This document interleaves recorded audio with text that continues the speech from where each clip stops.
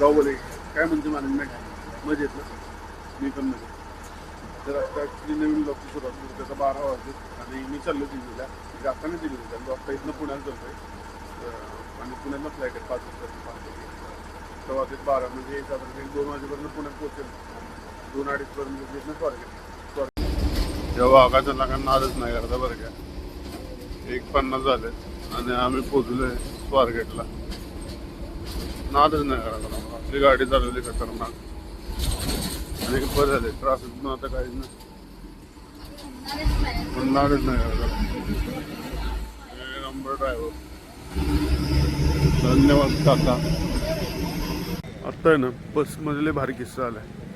बरोबर आहे ना मी कचऱ्याच्या अलीकडे होतो आणि काय झालं माझी सीट आणि कंडक्टरच्या बरोबर बॅक साईडला होती. एक सीट कंडक्टरची ना मागच्या 2 सीट असं होत्या आणि जो असं जागा झालं काय नसतो तर एकदम मी असं डोळे उघडले आणि त्याला म्हणले कंडक्टरला म्हणलं. कंडक्टर मला विचारतो कुठं उतरायचं असं काहीतरी विचारलं. मी असं डोळे उघडले एवढं झोपेत म्हणलं सातारा. ते मग असे एकदम माझे डोळेही होते केले होते. त्यातून मला असं आठवते तिथे एकदम हवा झाला आणि असं नंतर पुढं असं बोललं तर मला असा फ्लायओव्हर दिसला. काय म्हटलं सातारा फ्लायओव्हर कुठे. नंतर मी नीट जागा झालो मी म्हणलं नाही इथं पुणे स्वारगेट. आता इथनं बाहेर पडलं मी. आता आपल्याला जायचं आहे इकडं कोपऱ्यात इकडं जायचं हे पोलीस स्टेशन आहे इकडं. तसं दिसतं स्वारगेट रात्रीचं लाईटिंग क्वालिटी दिसते का आणि हां इथंच काय काय खरा क्लोज. चलो एअरपोर्टला तर पोचलो. तर कॅब सोडतो ना अंदर होतो.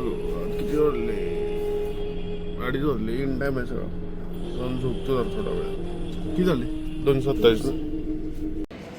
चेक इनला रिटर्न गर्दी असल्यामुळे डायरेक्ट आपण मशीनवरच चेक इन करून घेतलं आहे आणि आपली काही बॅग नव्हती त्यामुळं बोर्डिंग पास इथूनच घेतला. चलो आज जात. सिक्युरिटी चेकिंग झालं. 5ची फ्लाईट आहे. आता 3 वाजलेत. आता एवढं 2-3 तास काय करायचं म्हणून जरा इकडे तिकडे टाइमपास करत बसतो. एवढी गर्दी कुठली आली. कॉफी पिऊ मला वाटतं. त्याला माझी सीट चेंज केली. 1 अल्फा काय माहित. आज जाऊन पहिल्यांदा जाऊन झोपायचे. आता मग एक ना लय भारी गोष्ट सीट माझी अपडेट झाली. मागे सीट होती माझी 23 काहीतरी एफ होती आता ती 1 अल्फा झाली. 1 एकदम फ्रंटला लेग स्पेस बघायचं. लेग स्पेस फुल कम्फर्टेबल क्योंकि बादल बहुत इम्पोर्टंट है. बरोबर ना.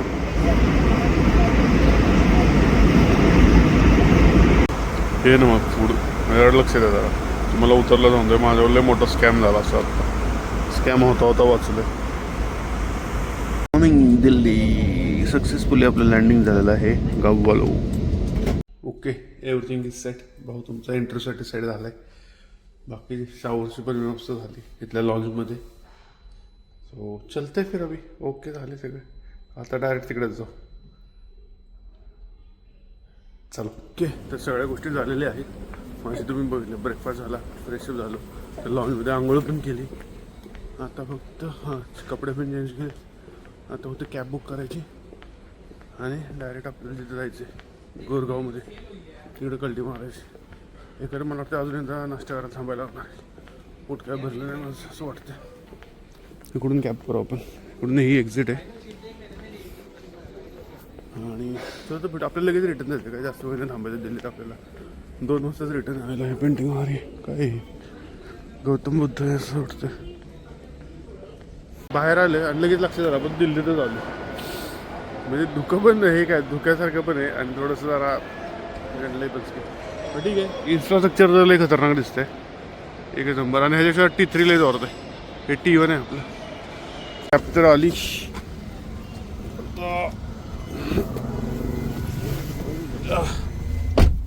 एक ना OTP बघतो. नोट्स काढलेलं ते जरा फायनल टच म्हणून मला जरा नोट्स वाचाव्यात.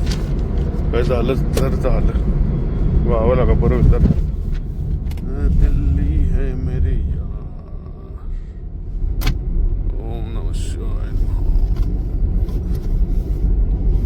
मला ॲक्च्युली 10 वाजता बोलवलं आहे. मी बरोबर 9:30लाच पोहोचले, म्हणजे 15 मिनटं झाली येऊन. 8:45-9:15लाच पोचलो इथे. आज जातो जरा चहा बी मारतो आणि देखते फिर कैसा होता है क्या. Wish me luck. एवढी जरा टाईट झाली हवा, कारण काय दिल्ली आपल्याला लय आवडते. दिल्लीला आपल्याला परत यायचं आहे एकदा, म्हणजे यायचं म्हणजे कायमचं नाही, असं जाऊन येऊन अपडाऊन करायचं. तर ना इंटरव्ह्यू झाला आहे जवळजवळ आहे 2.5 तास, म्हणजे 10ला बसलेलो ते 1 वाजता उठल्या.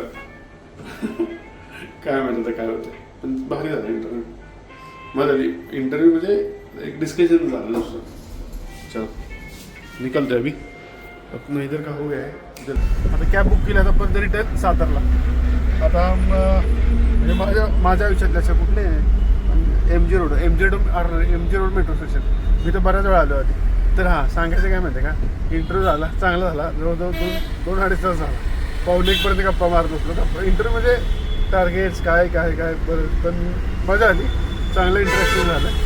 आता काय म्हणजे काय होतं, आपल्या ज्या कॉम्पिटिशनमध्ये आहे ना, तो आहे इथला सिनियर आहे, म्हणजे माझ्या जुन्या कंपनीला मला सिनियर आहे. आणि त्यानं पण 2-3 कंपन्या चेंज केल्यानंतर बघू. दिल्लीतली तरी म्हणजे मला ही लाईफ लय आवडतं का. दिल्लीत आलो सकाळी, म्हणजे जर हे असतं का नाही तर हे करून आलो असतो, काय म्हणतो त्याला, सकाळी येऊन पुण्यात राहिलं सुद्धा सकाळी पुण्यातली फ्लाईट पकडून दिल्लीची फ्लाईट पकडून रिटर्न लगेच बिझी माणूस असला की घरी जाऊन आपल्याला ॲनिव्हर्सरीचा केक पण कापायची. सो मजा आली. एका दिवसात पटपट काम करून झट पटापट लक्ष्मी आई घर के अंदर. चलो, लग्न आहे कोणाचं दिसत आहे. चलो. लगेच नसल्याचा फायदा एवढा होतो ना, 2 मिनिटातच माझा बोर्डिंग पास झाला. आता बोर्डिंगला पोहोचला ना, मला त्या लाईनमध्ये थांबायला लागलं असतं. आणि अक्सायर म्हणून काय नवीन झाले कोण असतं, त्यांचं मशीन नाही, म्हणजे ते एक लेडी होते, तिने लगेच करून दिलं. तर आता मी जाते पुढं सिक्युरिटी चेक इन करायला. मला काय भूक लागली, आता 1:30 वाजले. आधी चेक इन करतो आणि नंतर हे करतो. मग आज जातो.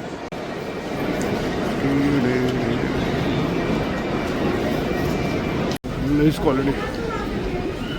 वाव, ही काय आहे, सुंदर, nice quality.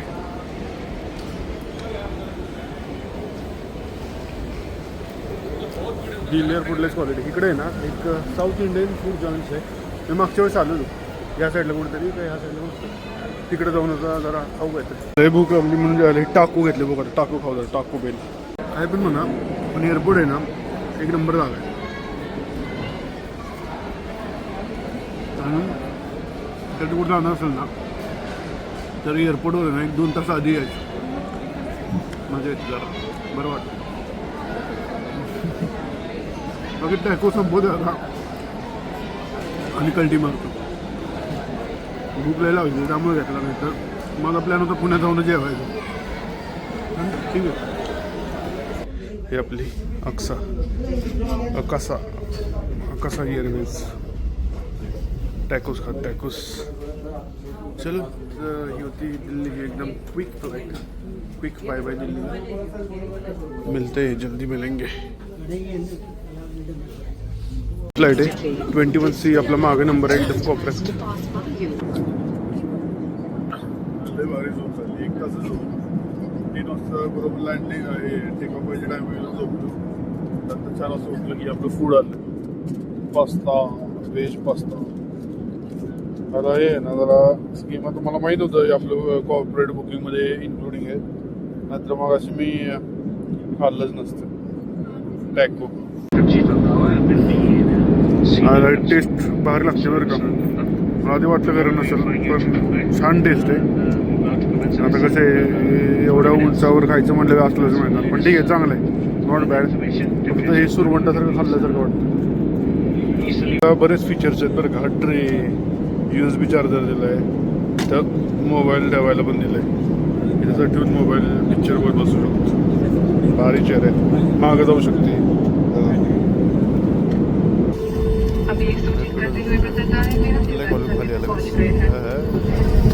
Welcome to my city. Pune welcome. Successfully पुण्यात आपण लँड झालेलो आहे. आता जायचं घरी. छत्रपती शिवाजी महाराज की जय.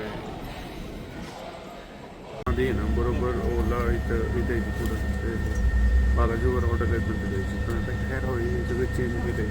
आता ते एरोसिटी मॉल आहे, त्याच्या तिथं शेड्यूल बसणं तिथं जायचं. ॲक्च्युली अरायवलला असतं त्यामध्ये येते ओला इथे सोडतात, पण जेव्हा आपल्याला इथून बाहेर जायचं असेल तर तेव्हा एरोसिटी मॉलला जायचं आणि तिथून कॅब बुक करायची. ठीक आहे, काय काहीतरी विचार करून गेला त्रास आहे जरा. बस चांगलीच भरली आहे फुल ऑन. या एरोसिटीच्या इथे आहे ना राहुले स्कॅम असल्यासारखं आहे. इथं ॲक्च्युली 200 रुपयाला कॅब येते, ठीक आहे, स्वारगेटवरनं इकडं तर 400-450 रुपये दाखवते आणि रिक्षाचं फिक्स रेंट आहे 415 रुपये. मी म्हटलं राहू दे, आपण जरा इथनं वॉक करून जाऊ शकतो. काय जरा विचार केला पाहिजे, कारण नसतं कशाला. जी गोष्ट स्वस्त आहे आपल्याला माहिती आहे बाबा तिथे ॲक्च्युली काय व्हायला, तिथे कशाला पैसे जास्त द्यायचे का ना. आता इथं जरा मी चालत जातो थोडंसं पुढं आणि पुढनं बघतो. मी आहे ना आता एरोसिटी मॉल आहे ना त्याच्यापासून एक 700-800 मीटर असेल पुढे, 1 किलोमीटर जास्तीत जास्त असेल. तिथं जी कॅब दाखवत होती ना ती दाखवत होते 400 रुपये आणि ते दाखवते 200 रुपये, 242 रुपये. आता मी बसणं जाणार आहे, मला काय टाईम आहे माझ्या, मला काय जायचं नाही. इथून आहे ना एअरपोर्टवरून आहे ना डायरेक्ट कात्रजला बस जातो, ती बस मिळाली मला. आता इथे मी जाणार स्वारगेटला. स्वारगेटला तिकीट किती माहिती आहे? फक्त 30 कॅब तिथलं एरोसिटीमधनं कॅब दाखवत होती 479. तर तिथं पुढं आलं होतं तेव्हा ऑटोमधनं 415 रुपये आणि आता मी चाललो बसलं 30 रुपये. थोडं जरा उभं राहून आहे नाहीच नाही, ठीक आहे जागा मिळालंच कुठं तरी. आज बुधवार आहे, मला वाटलं खरं स्वारगेटला गर्दी नसेल, लगा नॉनस्टॉपला इथं पण गर्दी आहे बरं.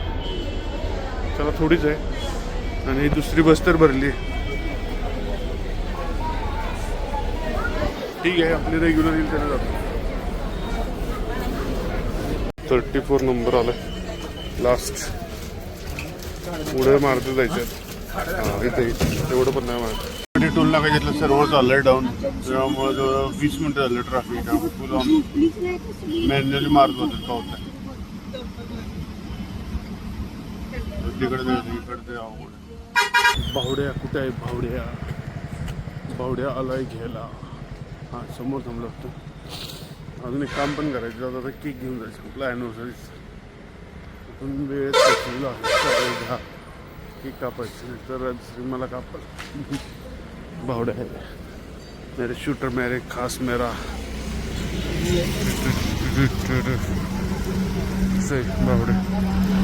भावड्या